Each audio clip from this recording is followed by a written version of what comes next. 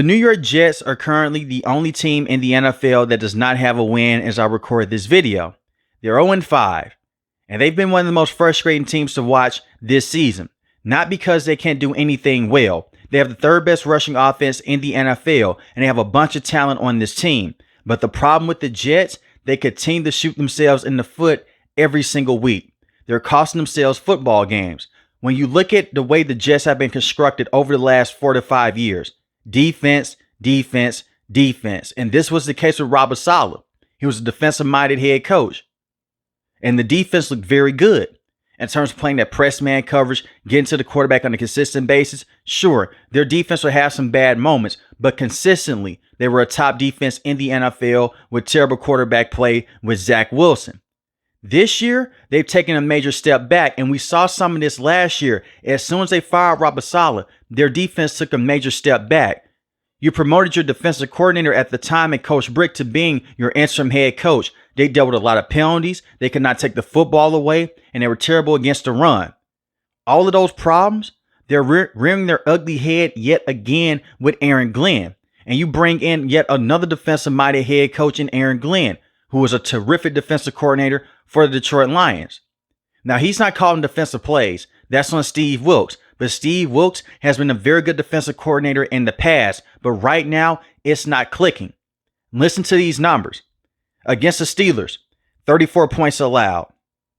Against the Buffalo Bills in Week 2, 30 points allowed.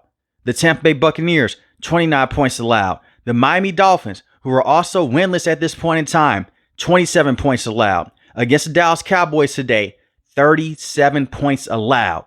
And this is a defense that has a lot of talent. Sauce Gardner, you gave him a major contract extension this offseason alongside Garrett Wilson. And don't get me wrong, Sauce Gardner is not a bad player, but he's not the same player he was his rookie season. He's not the same guy he was his sophomore year. And we've seen this based off of last season. As soon as they fired Robert Saleh, he was undisciplined as hell on the back end of this defense. A bunch of holding calls, a bunch of pass interference penalties over and over again. And he's not the same player in man coverage. He's still a very good cornerback to have, but he doesn't have the same impact that he once had. Quarterbacks used to fear throwing down the sideline on his side. That's not the case anymore. They'll test out Sauce Gardner and they'll test out those wide receivers on that side. And we saw it today against George Pickens and the Dallas Cowboys to where he came away with a touchdown. Now, for the majority of this game, he played solid. Sauce Gardner was not terrible in this matchup. It really should have been a penalty on George Pickens if you're asking me. They're both hand fighting, but he did push off at the last second. But he did give up a touchdown. And we've seen in the past, over the last year or two, multiple touchdowns given up on Sauce Gardner, multiple big plays over the top. You have Quinn Williams, who is a very good defensive lineman in terms of stopping the run and getting to the passer. Right now, his impact is not being felt with this defense. They're 26th in rushing defense, which is uncharacteristic for the New York Jets if you throw last season out the window. And we know what happened last season. It was a complete circus going on in the front office by firing Robert Saleh, your offensive coordinator at the time, and Nathaniel Hackett. You relieved his duties. He stayed with the team. Then you had Todd Downing calling offensive plays. Aaron Glenn promised more structure this year to the New York Jets fans. He promised less penalties. That hasn't been the case either. You had 7 penalties against the Steelers, 7 penalties against Tampa Bay Buccaneers, 13 penalties against the Miami Dolphins, and 10 penalties against the Dallas Cowboys. And you can't put all this on the coaching staff. They deserve some blame, but this was the same case last year. The players simply aren't good enough, and it's time to make an example out of some of these players. Bench them, move on from them. It's that simple. If you can't get the fundamentals right, it's time to move on. This defense can't tackle. They can't cover in space. They can't stop the run. You had 13 missed tackles today against the Dallas Cowboys. That's inexcusable for any professional team at this level because you're paying them so much. And I understand Quincy Williams, one of their best tackling linebackers, he's on IR right now dealing with a shoulder injury. But before he went down, they still couldn't tackle. I'm not going to blame all this on the current administration. A bunch of these players are players that were already drafted with Joe Douglas, the same with Robert Saleh. This is not the defense for Aaron Glenn and his hand-picked guys, even though there is some talent here. But the coaching, it needs to be better. If this continues to keep up throughout the season, Steve Wilks may not be the defensive coordinator next year. And I don't trust the ownership of the New York Jets. Aaron Glenn may not be here. And that sucks because Aaron Glenn wants to go out there and rebuild the Jets. But it's going to take a lot. And he's a defensive-minded head coach. They need to figure out this defense. And Brandon, who you brought in free agency, he's been getting picked on a lot. Go back and look at what happened in that Steelers matchup. They constantly picked on him over and over again. He was giving up big play after big play. He's been a penalty machine with the Jets. The safety room, it isn't the best either. With Jermaine Johnson being out, dealing with an injury right now, they can't get to the pass on a consistent basis. They don't have any depth. It's Michael Clemens, Will McDonald, and that's it. They don't have anyone else that can get to the quarterback besides Jermaine Johnson and those players that I just mentioned, and Quinn Williams. At least in the past with Rob Asala, you had a guy in Bryce Huff who could bring off as rotational pass rusher. He'll pin his ears back. He can get to the quarterback on a consistent basis. You don't even have that anymore. The Jets have turned into this, we're going to trust Justin Fields, run the football with Breece Hall, work off of play action, and hope for the best team. And more times than not, you're going to lose these matchups. And speaking of Justin Fields in the offense here, Justin Fields, he is who he is. He'll never be this top 5, the top 10 passer quarterback in the game, and that's okay. He doesn't have to be.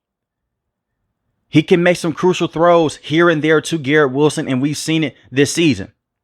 But every single team that he's been on, with the Steelers, with the Chicago Bears, they're going to have a top rushing offense because of his legs. Teams fear him for his running ability. They don't fear him for his passing ability. And it's not a knock on him as a passer. I'm not saying that he can't pass the football. He did that on a very good level against the Steelers. He was threading the needle over and over again. You may say, hey, that's just one good game. He did the same thing against the Miami Dolphins, threading the needle, getting the football out quick, and the same against the Dallas Cowboys. The problem with this passing game, outside of Garrett Wilson, they don't have another consistent playmaker. Arian Smith, he's a rookie. He's not ready for that position just yet. Alan Lazard, the only time Alan Lazard has been a consistent playmaker in his career was playing with Aaron Rodgers and playing alongside Devontae Adams. That's just how it is. And as soon as they cut Devontae Adams, it left a huge void in this wide receiving room outside of Garrett Wilson. And you need perimeter talent on the outside to get the most out of Justin Fields as a passer. But so far this season, the man has 4 passing touchdowns to 0 interceptions. 204 rushing yards, 3 rushing touchdowns. He's doing the best that he can. So it's not a quarterback issue. It's not a running the football issue with Breece Hall, who's averaging 5.3 yards a carry, 351 rushing yards on the season. The problem that this offense has, they can't take care of the football. And I just mentioned, Justin Fields has 0 interceptions on the season. They had a crucial turnover against the Steelers on special teams. Remember when I said they have to hold players accountable, move off of certain players and make an example out of them? This is what Aaron Glenn did. Xavier Gipson on the special teams had a major fumble. It gave the Steelers the lead back, and pretty much at that point in time, the game was out of hand for the Jets. They were able to go out there and make some big-time plays after that, but it gave the Steelers the momentum. So the Steelers win that matchup, but Xavier Gipson fumbles on special teams to give them the football back. They run play action. They get a touchdown off of that.